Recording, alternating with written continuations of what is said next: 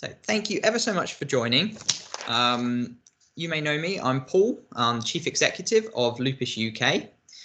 And this evening, we're going to be learning more about taking part in lupus clinical trials.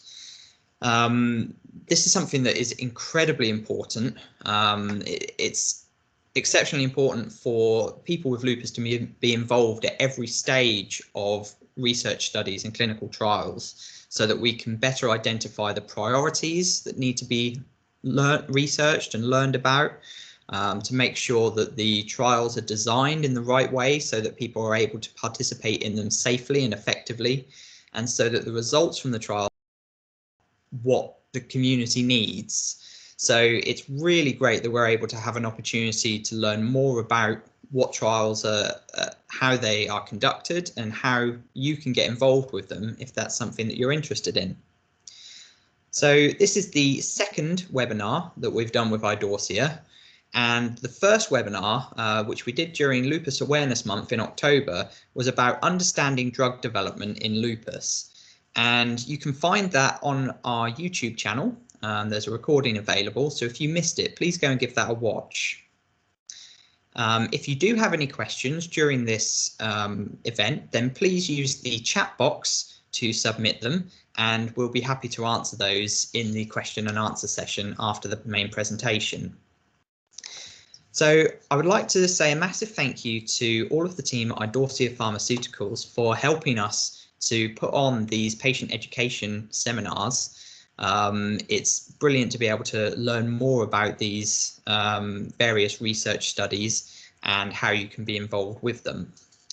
And I would like to say a really special thank you to Dr Natasha Jordan, who is a consultant rheumatologist at Addenbrooke Hospital, Cambridge, who will be our guest presenter this evening. So without any further delay, I'm going to hand over to Natasha, and she will talk about taking part in lupus clinical trials. Great, thank you, Paul. So I'm really pleased to give this talk this evening on taking part in clinical trials in lupus. So we'll go on to the first slide of the presentation. So I'm going to give an introduction, just describing the whole lexicon of terminology that we use in clinical trials. And this is something that I have learned in the last 5 years of working on lupus clinical trials. It's a whole language of its own, and I think it's quite important to understand some of the terms, and I want to help you with that. And then we've already had an educational session on the drug development process, but I want to recap on that because that's so very important.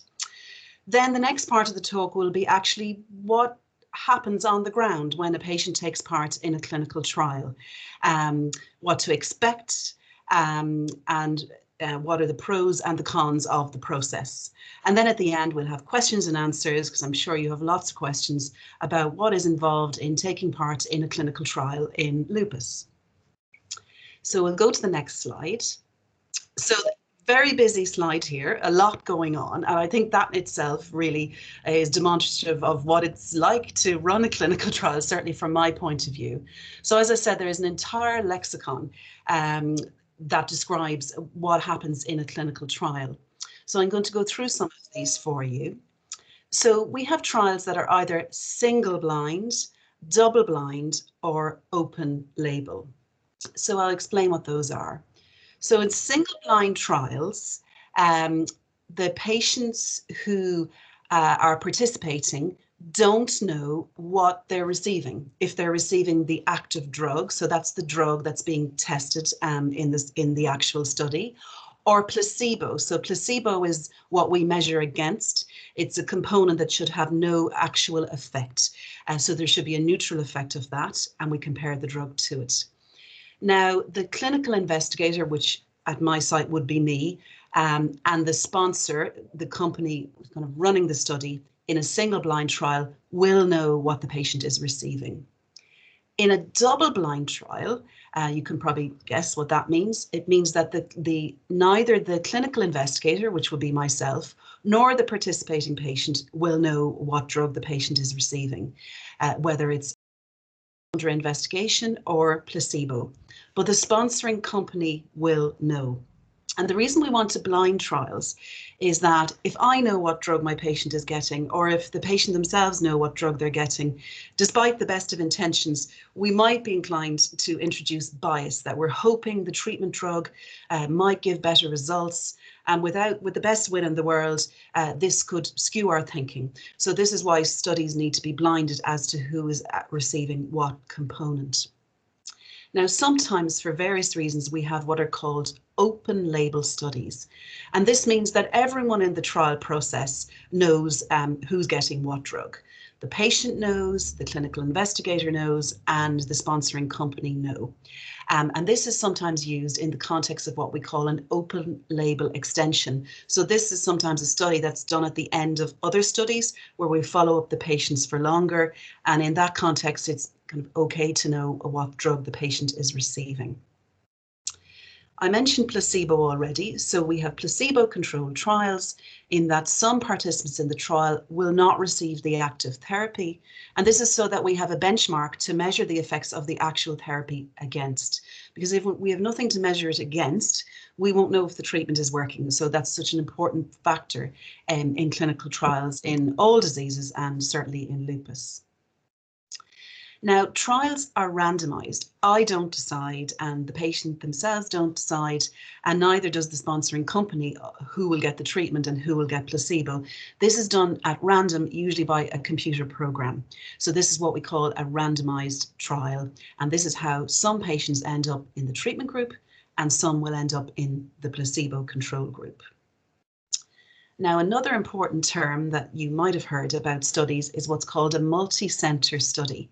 And this means that multiple sites will take part in the study, so across multiple hospitals. And in the case of many lupus studies, given the relative rarity of the disease, studies can be across multiple countries. So this is what we mean by a multi-center study. Now, there are different phases in drug development, and we're going to have a slide about that in a moment. But these go from phase 1, 2, 3, and 4, from very early stage of development to getting nearer to clinical practice. And I'm going to describe those to you in more detail in a moment. Another important feature in a study are what are called the baseline characteristics. So this is data that we collect at the beginning of the study for all participants. And this will be on demographic data like the patient's age, gender, what antibodies they have, what treatments they're on, how active their lupus is, and many more other things besides. And this again is a benchmark for comparison of results at the end of the study. Now, a very, very important factor in any clinical trial is the eligibility criteria. So there are key requirements that are required for a participant to take part in a study.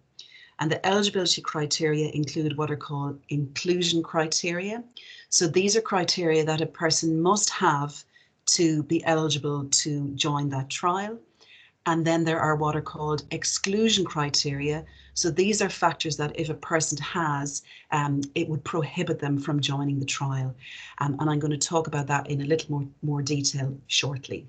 So we'll move to the next slide. So the next slide, I know we've talked about in a previous educational session, but I really think it's important to repeat this and emphasize it. So if you look at the typical duration of time it takes for a drug to develop, it's taking 10 to 12 years. So a really long process, a very rigorous process. So if we go to the beginning of that journey, that's where you have drug discovery. So this is very much in a lab. And this will have a huge array of molecules that could potentially have a role if they're targeted to be developed as a treatment for a disease. So you have this huge amount of molecules, 5,000 to 10,000 molecules, and when these are studied in more detail, a much smaller number go on to the next phase of development, which is called preclinical testing. So preclinical testing is when we're looking for those very early signals of whether a compound is safe and if it's efficacious. So does it have a positive effect in a disease? And at this preclinical testing phase, there can be computational models. So these are kind of tests done through kind of computer programs. They can be in cell lines, so this is science done in a lab, or in animal models.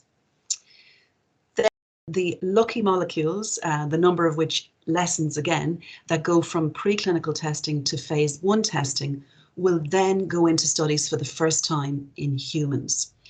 So these phase 1 studies usually take about a year or two to complete, and then the molecules, or at this stage we're not really thinking of them as molecules but as therapeutic targets, who are successful in this phase go on to phase 2 clinical trials. And it's phase 2 and phase 3 clinical trials that I run in Cambridge in patients who have lupus. So in phase 2 trials, we're beginning to really look at the impact of the drug that's in development on a disease. We're especially looking at safety, because that's really one of the most important factors of any drug. Not that it's effective, but that it's also safe. And also in phase 2, at this point, we're trying to tease out what's the optimal dose of the drug that goes on to the next phase, phase 3. So phase 3 studies, by this stage, the number of molecules that were there at the very beginning have been really whittled down to a very small number that have gone on to this quite advanced stage of development. So this is when we are doing trials looking again at safety, but very importantly now, efficacy. How good is this drug at treating a disease? And we also want to establish a benefit-risk analysis. So what are the risks of the drug that we're now seeing emerging, and then what are the benefits, which is what we've been looking for all along. So if when a drug passes phase 3 trials for lupus, we're delighted because up till now, not all that many drugs have passed phase 3, so it's really a cause for celebration, and we're hoping to see more drugs in the near future. But that's not the end. There then has to be licensing approval, and we've been all hearing about licensing approval in recent weeks, about the MRHA giving approval for COVID vaccines. So this is a really important step that comes after the clinical trials. And then there's another step, and this is reimbursement, or kind of the economic impact. And this will vary from country to country. So here in the UK, we have what are called NICE guidelines. So NICE is the National Institute for Clinical Excellence, and they will look at any drug that has come through all these phases of development, and they look at the benefit-risk ratio. They look at the cost effectiveness of a drug. So for example, if a drug is very effective, but it costs £1 million for every single dose, obviously that is not something that's viable. So they're looking at, that's a very crude example, but they're looking at the cost benefit effectiveness for drugs. So as you can see, this is a very long journey for a drug in development. And I just want to emphasize that each step of the way, there's great rigor and attention to detail to make sure every single part of this journey for a drug is done to the utmost level for patients. So we'll go to the next slide. So now I'm going to take you on the patient journey through what's involved in a clinical trial. So this is what the steps that you might be taking if you were to take part in a clinical trial, and how you might go about finding out what clinical trials in lupus are taking place. So the first step will be to speak to your doctor, and it may be the other around, that your lupus doctor might approach you. So some of you will be attending rheumatologists, some of you will be attending nephrologists, perhaps some of you attending dermatologists, and many other specialties. But I think those 3 specialties tend to be the ones that run clinical trials most often in the UK. So your doctor who treats your lupus may approach you and say that there is a study that you might be appropriate for. If that's not happening, you could speak to your rheumatologist or nephrologist and ask, is there a clinical trial happening in lupus in your area that they are running? They may not be running the study, but they may be aware of the study. So it's worth asking the question and having that conversation. Then if there is a trial and it's felt that that trial might suit you, you will be given information about the study.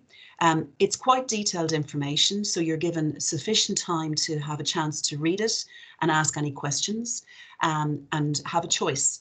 And the process of reading all the information and deciding whether the research is for you, and then you deciding you want to be part of the study, is a process that is called informed consent, and then there will be a form that you will sign and date to say that you want to take part in the study. But one of the most important things is that you're given ample time to take all factors into consideration of whether you actually want to be involved or not. And your local research lupus team will be there to help you through all those steps, explaining the study and helping you make that decision of whether you're going to take part or not. So the next part, you've signed the informed consent. You're now going to go into what is called a screening visit. So this is quite a long visit compared to follow-up visits later tend to be shorter. And this is the visit where there will be a very detailed review of your medical history. There'll be a physical examination, there'll be blood tests, and depending on the study, sometimes other tests like x-rays or other tests as well. Then all that data will be very thoroughly reviewed to see if you meet the inclusion and exclusion criteria, which I've mentioned before, and I will talk about again in a moment, to make sure that this study, you're right for the study, and more importantly, the study is right for you. If you've reached the eligibility criteria and that's all fine, you then enter the study and you'll have your first study visit. That's usually a few weeks after the screening visit because we need time to review all the data and make sure that everything is appropriate. And then at that first study visit, you will receive your first dose of the treatment that's under investigation, or if it's a placebo-controlled trial, the placebo. Then there will be follow-up visits. Most lupus clinical trials tend to go on for the most part of a year, generally, but can vary from study to study, but generally will be monthly follow-ups, which a lot of people like, a lot of patients like, because they're getting a lot more input from their medical team, because most lupus patients, unfortunately, are not being seen on a monthly basis. But in a clinical trial, you really have a lot of hands-on contact with your lupus nurse and lupus doctor. So we'll go to the next slide.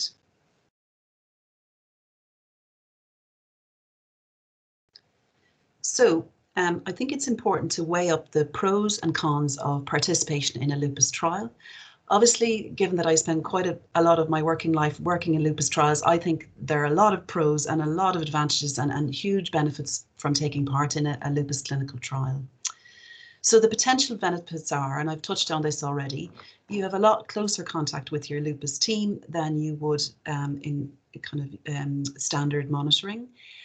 You learn more about your condition. If you're receiving the drug that's under investigation, and if that treatment does actually in time prove to be effective for lupus, well, your symptoms might improve and you may feel better, which obviously is what we all want. And then there's the greater good. So from participation in lupus trial, this helps us to understand the causes of lupus so much better. It helps us to understand the pathways in the immune system that are causing flares and worsening of lupus. And obviously the ultimate goal is to develop new treatments that are effective in lupus. So these are all the potential benefits. The potential drawbacks: you have to visit the clinic more regularly. As I said, it could be every month, but a lot of patients see this as a benefit rather than a drawback. If the patient in the trial receives placebo, they won't most likely not receive any benefit in terms of symptoms because the placebo should not have any active effect.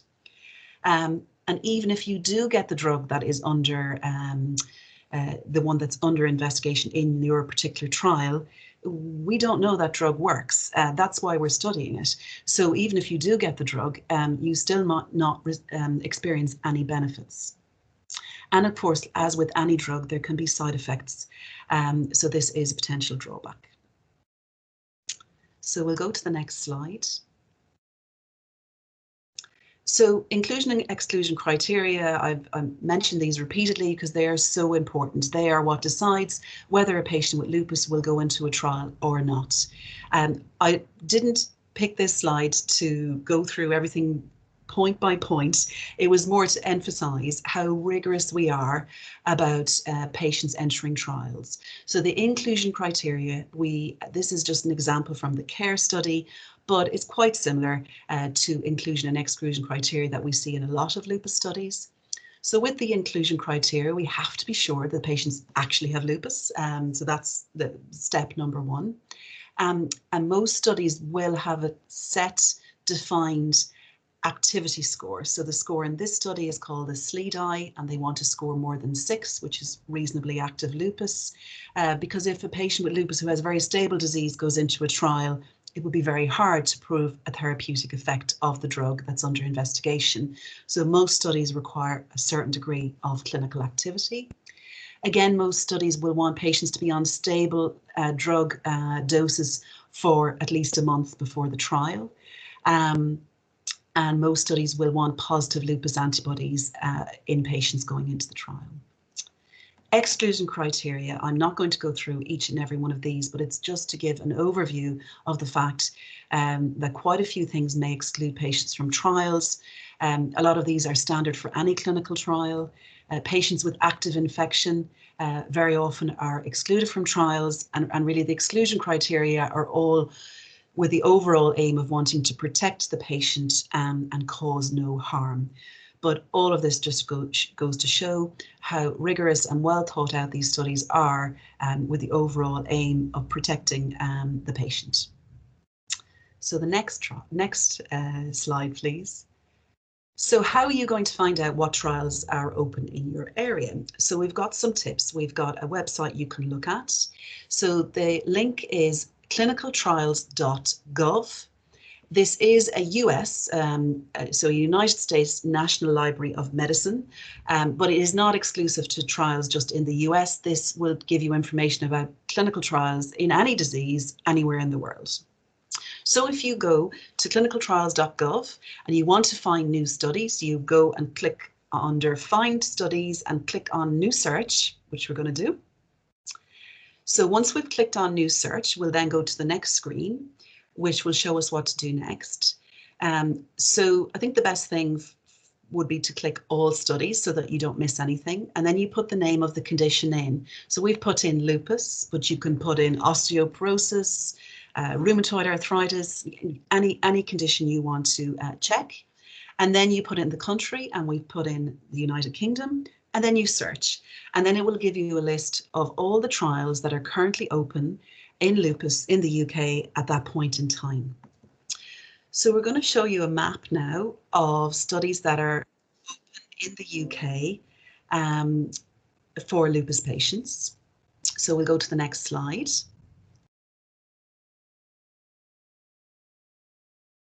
Hopefully.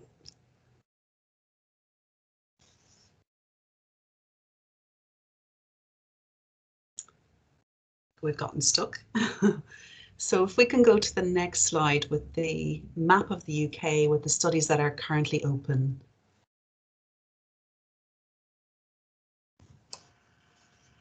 Jess, you're able to change the slide, please? Just have. The internet had kicked me out, I think. There we go. There we go. Now. So this is current. So there are 10 different sites recruiting in the UK. So some sites will be doing more than one study. So if you want to have a look here, there are a number of sites in London that are recruiting for studies. We are open at Cambridge, and that is in 2 different departments. Myself in the rheumatology department, and I'm doing non-kidney lupus trials, but we also have our nephrology or renal kidney colleagues doing lupus nephritis, so kidney trials. So we have both sides. Manchester and Leeds and Leicester are both they're all quite big centres for lupus, and they frequently run studies. And we also have a trial in Maidstone, Kent, and Brighton. This is a snapshot in time. This is what's happening right now. This does not mean that at any other point in time, other centres would not be doing lupus studies, or indeed Manchester and Leeds, I suspect they are often running more than one study. And obviously times are not quite normal at the moment. As you can see, we don't have anything on the map in Wales, Northern Ireland or Scotland. I do know that there are doctors in those areas from the BILAG group that I'm in that are very interested in lupus and very motivated at working in that area. And they may well not be running trials right now, but that doesn't mean at another time they would not be.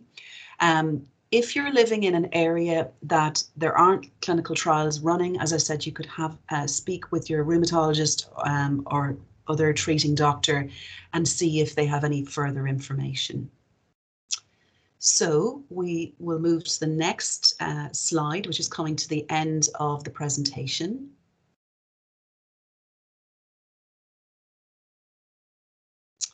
And here we are, just to summarize. So I really have to say, first and foremost, thanks to everyone who participates in clinical trials. Their work is really invaluable. Their participation cannot be, we cannot be grateful enough for that, because without them, we would not have advances in treatment. Now, taking part in a clinical trial is a significant commitment, but it is one that has huge potential benefits and unfortunately some drawbacks. We do have a number of lupus trials recruiting currently in the UK. So if you are interested, please speak to your doctor and ask them if they're aware of a clinical trial that you may be suitable for. So I think now we're going to move on to the questions and answers. So I think I'll hand back to Paul, who is going to open that part of the presentation. That's great. Thank you ever so much, Natasha, for taking us through that. And it really is fascinating to learn about all the various parts of a clinical trial and the long process that's involved. So that's wonderful to learn more about. So we have got a few questions, and hopefully you'll be able to help clarify some of these. So one of the things that you pointed out there was a map with various areas that do have trials ongoing, but we know that there will be some people who will be interested in taking part in clinical trials that currently attend a hospital that isn't involved in them. So, for example, if someone lived in an area such as the southwest where there may not be clinical trials recruiting at the moment, what would you sort of recommend for those people? Sure. So what I would recommend is that they speak with their, I'll say rheumatologist because I'm a rheumatologist, and that there generally will be kind of an acceptance on behalf of that rheumatologist that they'll know someone who is very lupus oriented. They'll know another rheumatologist that might be the person nearest to, let's say, the southwest that is interested in lupus and might be running lupus trials. So even though that particular rheumatologist that the patient is attending isn't running a trial, or there isn't a trial in that hospital, there are kind of networks and links and professional just kind of knowledge of who in their colleagues might be running a lupus trial.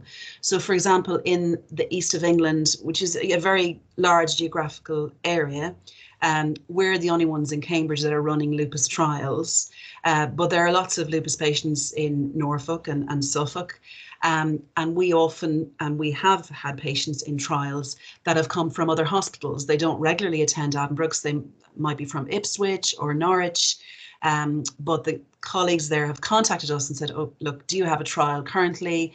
I know someone that might be interested, and we're really open to that.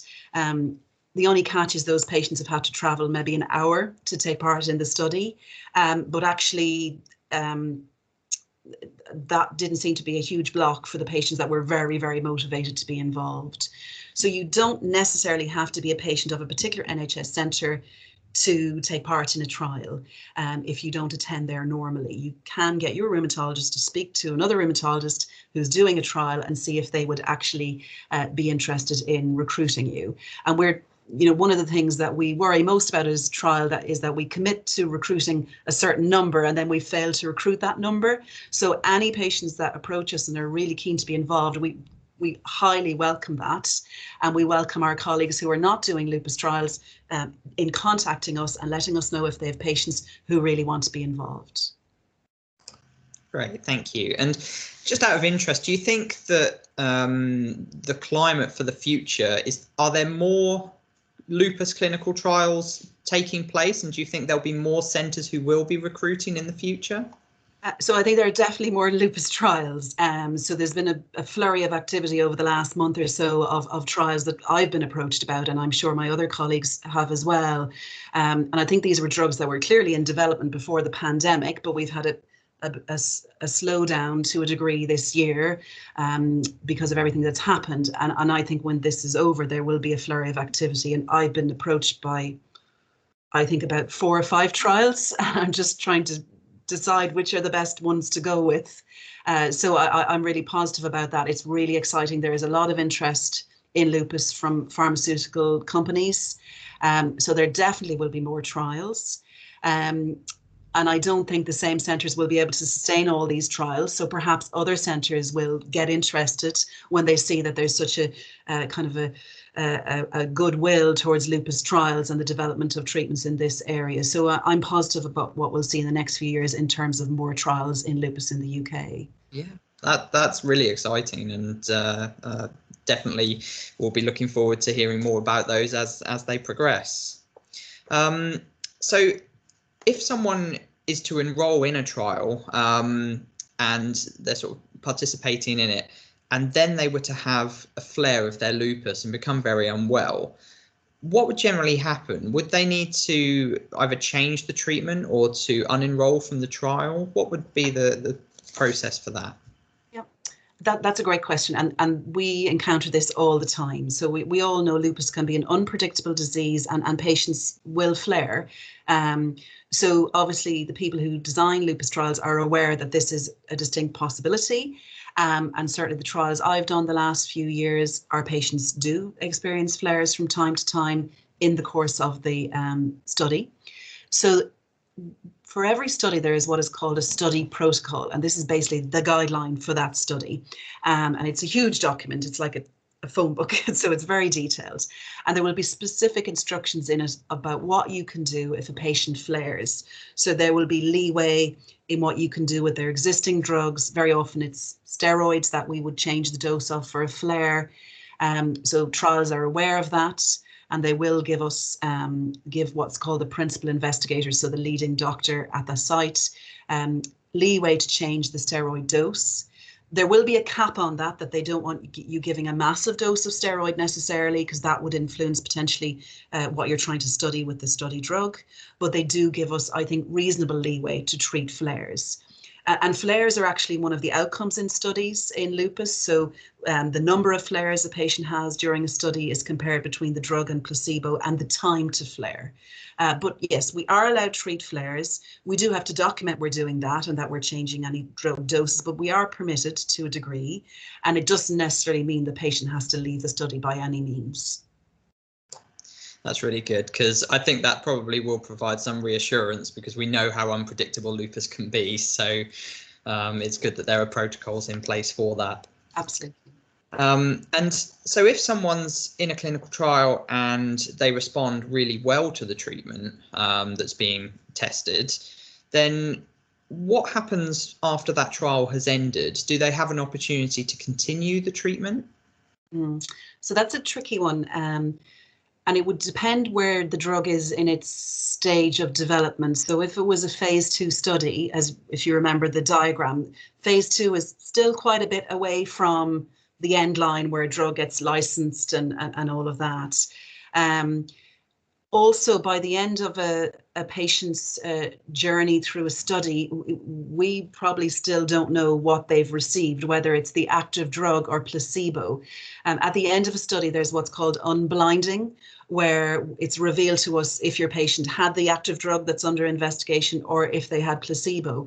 But it doesn't necessarily mean the unblinding happens the day your patient finishes the study. So, for example, a study we did a year, probably longer ago now, we recruited very quickly our 3 patients for the study, and our patients had almost finished their year of follow-up when other patients were only going into the study, being enrolled. And that particular study didn't want to unblind patients until every patient in the study finished. So we've only recently had unblinding now and know which patient got which drug. In other studies where, so phase 3 or the open label extensions where you might actually know what drug the patient is getting, if it's very clear they're improving, sometimes pharma companies will, on compassionate grounds, but this is not necessarily commonplace, but they may give access to a drug. this is something we see from time to time in lupus. So it's a tricky one. It's a tricky one because, as I say, the blinding aspect of it means you might not know what the patient's actually receiving. Yeah, thank you very much for discussing it, because I think it's helpful to know that, and obviously that sort of information will be provided to anyone who is interested in enrolling in a trial, and will be part of that sort of informed consent process, won't it? Yeah, exactly. Because what we don't want is to create unrealistic expectations. Yeah, exactly. Great. So something else to sort of consider. We know that there are some people with lupus who certainly want to help improve knowledge about the condition and improve understanding for the future, but they may feel that their lupus is sort of well controlled and stable on their current medication, so they don't necessarily want to enroll into a clinical trial. So are there any other ways that someone with lupus can contribute to lupus research? Yeah, absolutely. Not all lupus research needs to be a phase 2 or phase 3 clinical trial. So to give examples in the UK, so I mentioned BILAG earlier. So BILAG is a lupus-oriented group of physicians in the UK, and any patients who are listening in who are on rituximab or belimumab will be registered in what's called the BILAG registry. And that is research. So it's long-term follow-up of patients who've received either of those drugs. And that will tell us over time how well these drugs work. And this is really valuable information. In the BILAG study, there's also a control group of patients with lupus who are not on rituximab or belimumab, but are receiving other medications for lupus. So, and those patients can be absolutely perfectly stable and well controlled, but you can still be, and that is a control group in the BILAG registry. So this isn't a clinical trial, but it's really valuable lupus research. Another example of a study that's happening is called the PRINT Pregnancy Registry. So this is a registry that was set up by UCLH in London, but many sites around the country are involved. And we're looking at patients with lupus, but other conditions as well. But obviously my interest and many people's interest is the lupus aspect in pregnancy. So before, during and after pregnancy. It's not a clinical trial. We're not giving any kind of active treatment or drug. It's what we call an observational study, where we look at how pregnant patients with lupus are faring. And they don't need any extra visits, any extra treatments. We're just observing how they're doing, because our pregnancy treatment of lupus now is so much better than, say, 20 years ago. So this, again, is really valuable research in lupus, but it's not a clinical trial. So there are many ways that patients with lupus can be involved in research that doesn't necessarily mean being in a clinical trial. That's great. So, yeah, I think just sort of to recap, if you're interested in being involved in research, then have a look at that website that you mentioned within your presentation. Have a chat with your consultant if you're interested. And also, I think, have a look, keep an eye on Lupus UK's social media pages and website, because any opportunities that we become aware of, whether they're clinical trials or other research studies wanting to know more about sort of the social or psychological impacts of lupus, they're also really important to gather a lot of information from people with those lived experiences. So there's lots of ways that you can learn more.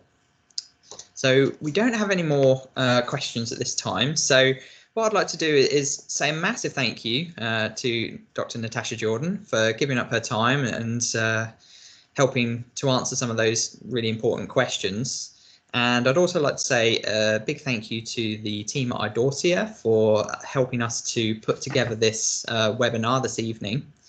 And I'd also like to thank everyone who is involved or has ever been involved in clinical research looking at lupus, because it's so many different people, from the clinicians to the data analyzers and to the people with the condition, who are all participating. And it really has led to a significant progress, and will continue to do that for many years to come. So I just want to say that Lupus UK has some other live virtual seminars coming up over the next few months on a dedicated website, and you can find out more about those for our social media channels, and we really hope that you'll be able to join those. And this event was recorded, so it's available to watch back in the future and share with other people who may not have been able to join. Thank you everyone who's been able to join today, and good night. Take care of yourselves.